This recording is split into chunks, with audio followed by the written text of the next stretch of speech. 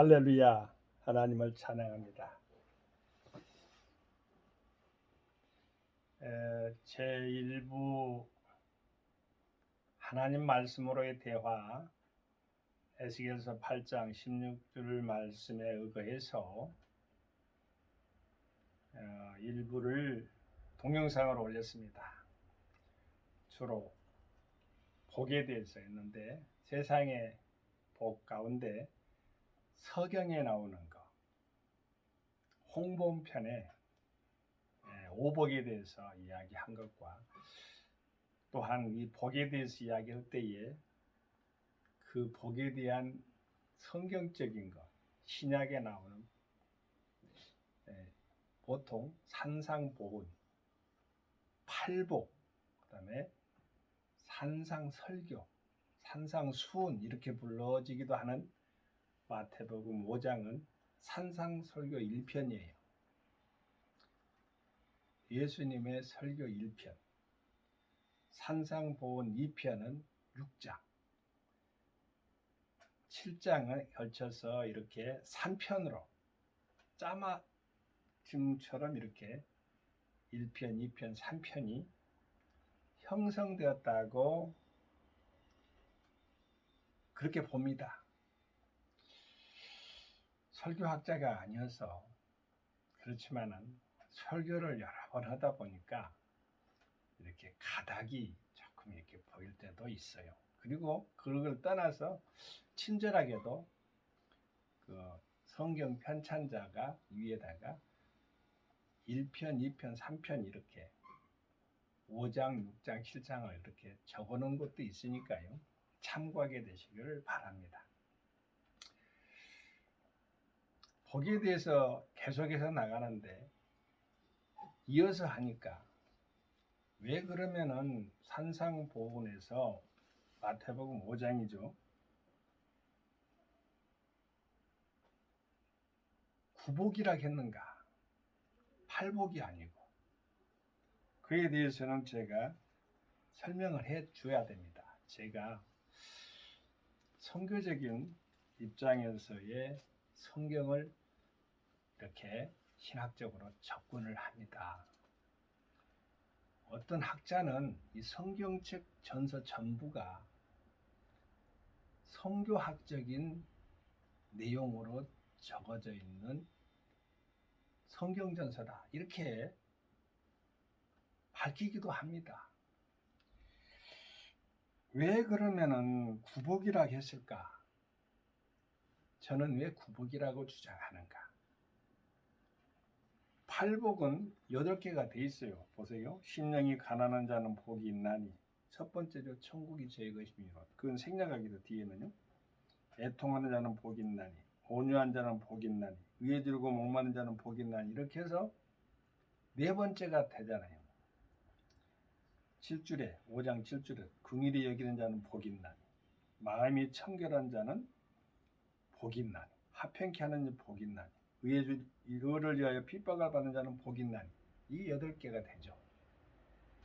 각각의 그 줄마다 저는 절이라 가지 않고 줄이라 가는 것 특이합니다. 그리고 제가 주목한 것은 선교입니다. 전도입니다. 보세요. 나를 인하여 11줄 5장 11줄에 함께 읽어봐요. 마태복음 5장 11줄. 나를 인하여 너희를 욕하고 핍박하고 거짓으로 너희를 거스려 모든 악한 말을 할 때에는 너희에게 복이 있나니 했잖아요. 그러면서 똑같이 보상을 합니다. 기뻐하고 즐거워하라. 하늘에서 너희 상이 큽니다. 이건 상이 나와요. 분명하게. 너희 전에 있던 선지자들을 이같이 핍박하였느니라. 그래서 제가 구복이라고 한 거예요. 서경에 나오는 홍범편에 나오는 복은 수부 강령, 그 다음에 유호덕 고종명 그래요. 수복은 일왈수, 이왈부, 사망, 3왈 광령, 4왈 유호덕, 5왈 고정명. 이게 사서삼경 중에 서경의 일부분인데 친절하게도 이렇게 또 해석도 해놨어요. 이 책은 9제, 이게 페이지 수로 589편에 있는 건데요. 합본 사서삼경 동화 이게 도서인데, 도서출판 동화도서인데 제가 읽어드릴게요. 여기서 나온 것이니까. 9제, 오복이란 첫째 장수, 둘째 부자가 되는 것과, 셋째 안락함과, 넷째 훌륭한 덕을 닦는 것과, 다섯째 늙음으로써 목숨을 바치는 것입니다. 이렇게 나와 있어요. 이게 조금 너무 뜨거워가지고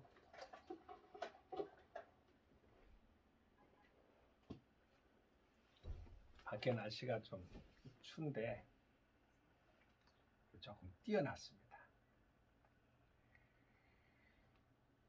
에스겔서 8장에 보면은 왜 내가 복을 이야기하고, 덕이 아니라 복을 이야기하고, 팔복, 구복을 이야기하고, 또 오복을 이야기하고, 그런 것은 이스라엘 백성들이 어떤 대상을 잘못 짚은 거예요. 복의 근원, 만복의 근원이신 여호와 하나님을 버리고. 여기 보면은 에스겔서 8장 16절에 보면은 아주 저주스러운 행동만 보여요. 오늘 본문 말씀은 이 종과 여러분들이 그런 환경 가운데, 교회에서, 가정에서 임하지 않게 되기를 소망합니다. 희망하면서 읽어드리겠습니다.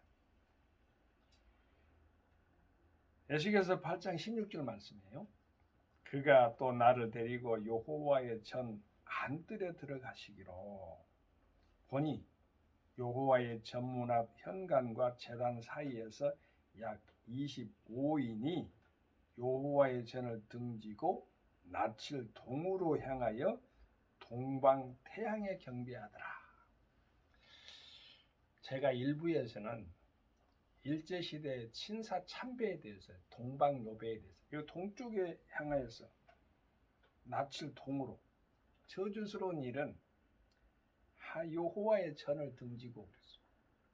하나님의 성전을 향해서 살아가야 되는 것이 인간 피조물이고, 예배하면서 살아가는 것이 복이 있는 거예요.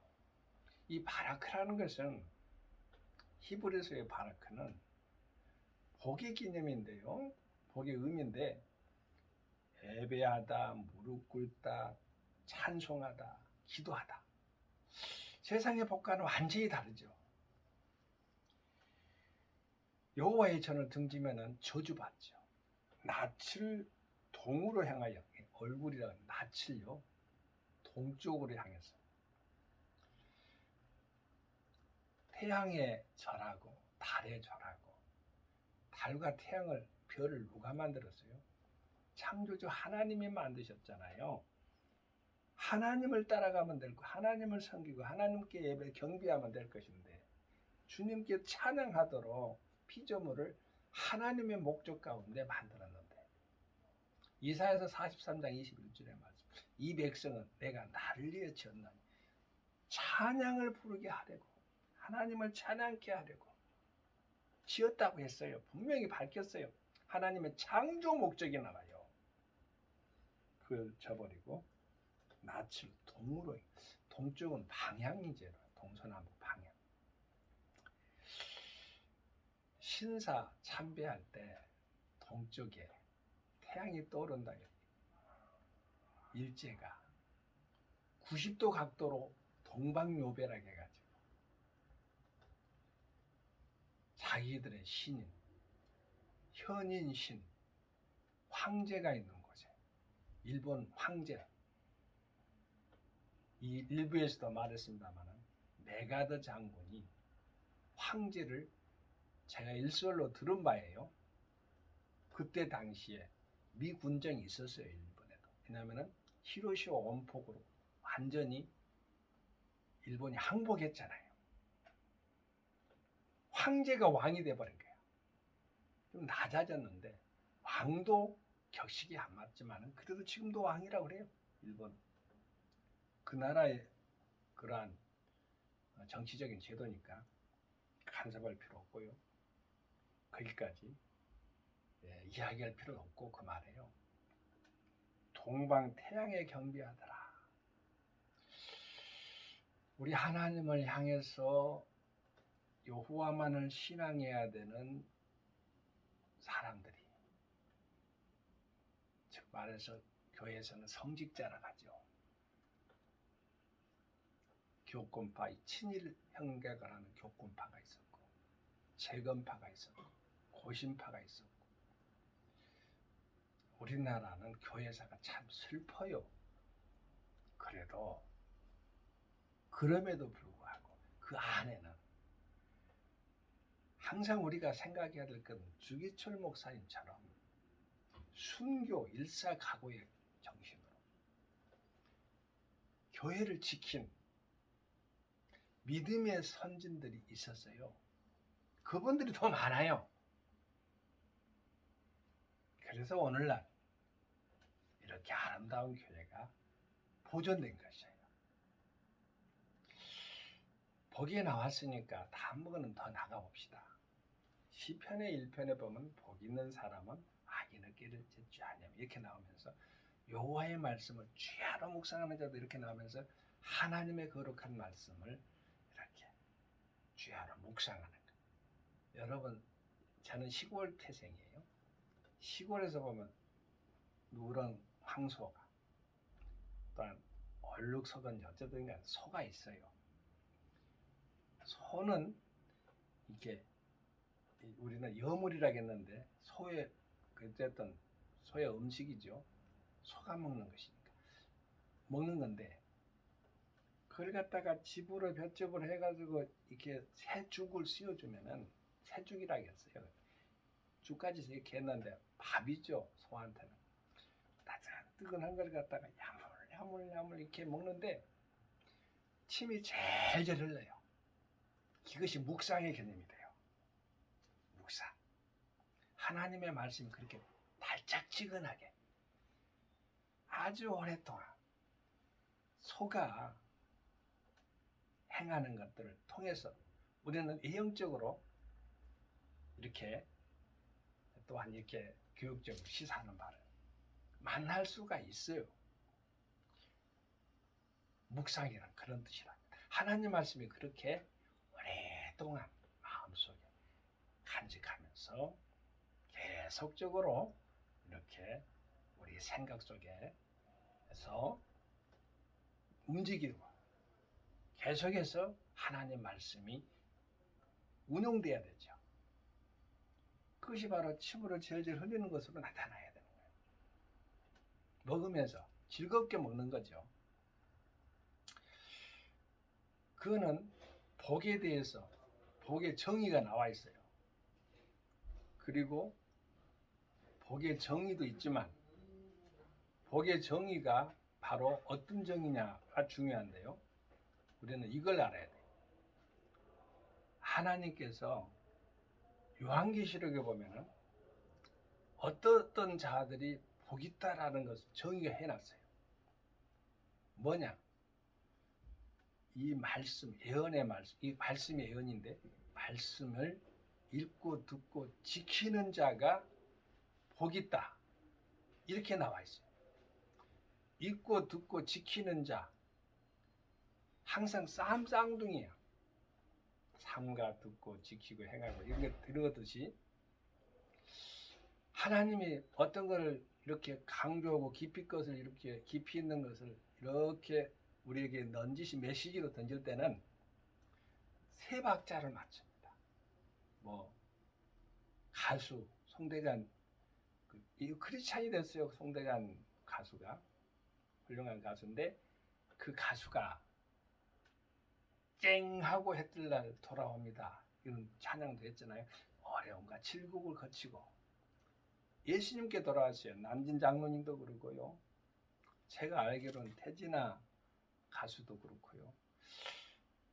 뭐 우리가 나는 노사연 가수님 이런 분들은 아주 믿음이 출중해요. 그 가수를 제가 이야기한 건 아니니까.